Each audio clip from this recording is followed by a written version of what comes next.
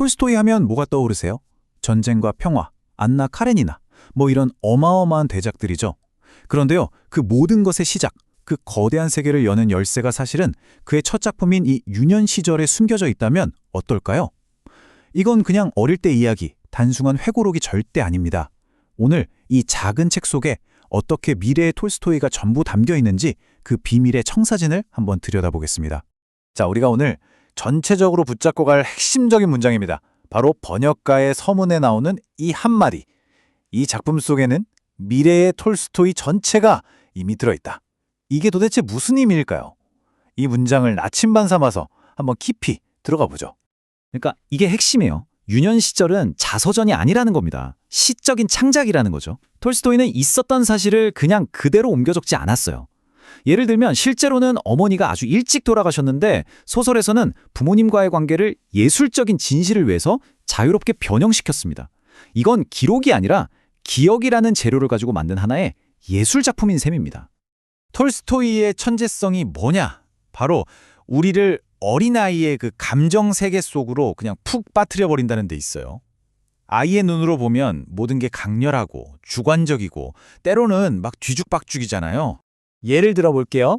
아침에 가정교사 카레르 이바노비치가 파리채로 파리를 잡으면서 잠을 깨워요. 근데 그 사소한 일에 주인공은 갑자기 분노가 폭발하는 겁니다.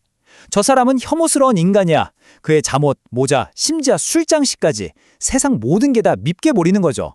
그런데 바로 그 다음 순간 교사가 그냥 친절하게 머리를 쓰다듬어 줬을 뿐인데 감정이 180도 확 바뀌어 버립니다. 내가 어떻게 저 좋은 분한테 그런 생각을 했지? 하면서 죄책감에 눈물까지 흘려요. 이 엄청난 감정의 널뛰기, 이게 바로 유년기의 순수함이자 변덕스러움인 거죠. 톨스토이는 이걸 정말 기가 막히게 포착해냅니다. 자, 그리고 톨스토이는 단순히 감정만 보여주는 게 아니에요. 독자를 아예 그 순간의 감각 속으로 데려갑니다. 특히 이 사냥 장면이 압권인데요. 한번 상상해보세요. 코끝을 훅 치고 들어오는 쑥향기, 마른 집 냄새, 그리고 말의 땀 냄새까지. 아이에게 세상은 이렇게 냄새로 먼저 다가오는 거예요. 그리고 귀를 한번 열어볼까요? 사방에서 들려오는 명랑한 메추라기 소리. 세상이 온통 생생한 소리로 가득 차 있죠. 마지막으로는 시각입니다. 수천 가지의 색깔과 그림자들. 중요한 건 아이는 이 모든 냄새와 소리, 색깔을 하나씩 분석하는 게 아니라 한꺼번에 그야말로 압도적인 감각의 홍수처럼 받아들인다는 겁니다. 톨스토이는 바로 그 느낌을 우리에게 고스란히 전달해 주는 거죠. 이런 감각적인 세계 속에서 주인공의 세상을 이루는 두 개의 거대한 기둥이 있습니다. 바로 엄마와 아빠. 이 둘은 완전히 다른 세계를 상징하는, 말하자면 서로 다른 극점에 서 있는 인물들입니다. 먼저 어머니는요, 거의 천사처럼 그려져요. 순수한 사랑, 선함 그 자체죠. 어머니의 미소만 볼 수 있다면 슬픔 같은 건 모를 텐데 라고 할 정도로 절대적이고 이상적인 존재입니다. 감정적으로나 영적으로나 주인공에게는 안식처 같은 분이죠. 이 표를 보면 차이가 확 드러나죠? 어머니의 세계가 가정, 음악, 감정이라면 아버지는 사회, 돈, 현실의 세계에 속해 있습니다. 아버지는 아주 매력적이고 세속적이고 또 실용적인, 한마디로 복잡한 어른의 세계를 대표하는 인물이에요. 아버지는 정말 말솜씨가 대단한 사람이에요. 똑같은 일을 두고도 이걸 그냥 악의 없는 장난이었어 라고 할 수도 있고 아주 비열한 짓이었지 라고 할 수도 있습니다. 그리고 둘 다 그럴듯하게 들리게 만들죠. 이런 아버지의 도덕적인 유연함이 어린 주인공에게는 굉장히 매력적이면서도 동시에 혼란스럽게 다가오는 겁니다. 세상에 딱 잘라 말할 수 없는 복잡한 곳이라는 걸 어렴풋이 배우게 되는 거죠.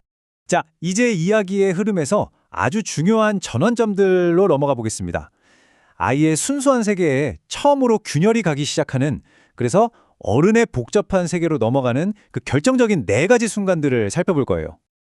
그 4단계는 바로 환멸, 수치심, 욕망, 그리고 경외감입니다. 이 4가지 경험을 통해 소년의 단순했던 세계는 막을 내리게 됩니다. 하나씩 볼까요? 첫 번째는 환멸입니다. 형이랑 로빈슨 크루소 놀이를 하는데 형이 너무 현실적으로 여기가 어떻게 바다야? 그냥 무릉덩이지? 이런 식으로 차갑게 말하는 거예요. 그 순간 상상의 즐거움이 와장창 깨져버리죠.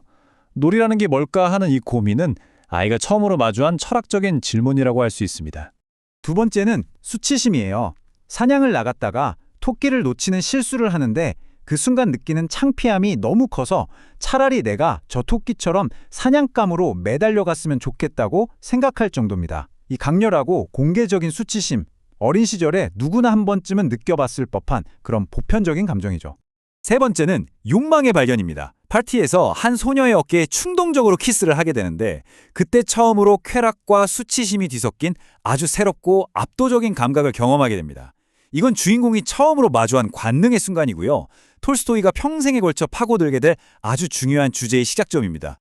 마지막 네 번째는 경외감입니다. 마을의 성스러운 바보라고 불리는 그리샤라는 인물이 있는데 주인공이 저 사람 뭐 하나 하고 몰래 훔쳐봐요. 뭔가 웃긴 걸 기대한 거죠. 그런데 그리샤가 정말 순수하고 깊이 기도하는 모습을 보게 됩니다. 그 순간 조롱하려던 마음은 온데간데 없고 경이로움, 연민, 경건함 같은 감정에 휩싸이게 되죠. 진정한 믿음이 가진 힘을 목격하면서 소년의 세계는 또 한 번 크게 확장됩니다.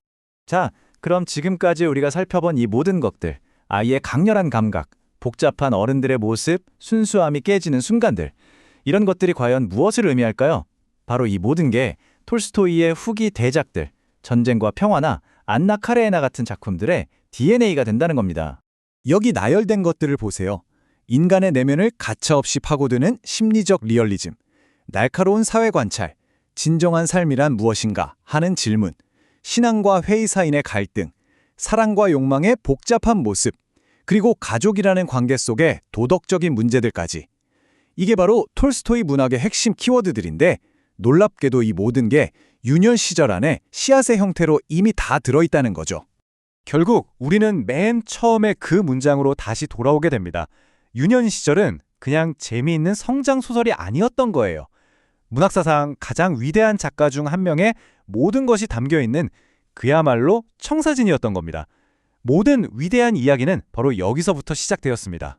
톨스토이가 우리에게 보여준 이 어린 시절의 강렬한 시선은 마지막으로 우리 자신에게 질문을 던지게 만듭니다. 어린아이가 이렇게 세상을 깊고 풍부하게 느낄 수 있다면 과연 어른이 된 우리는 그동안 무엇을 놓치고 잃어버리며 살아온 걸까요? 어쩌면 우리가 잃어버린 건 단순히 순수함이 아니라 세상을 이토록 온전하게 느끼는 능력 그 자체는 아닐까요?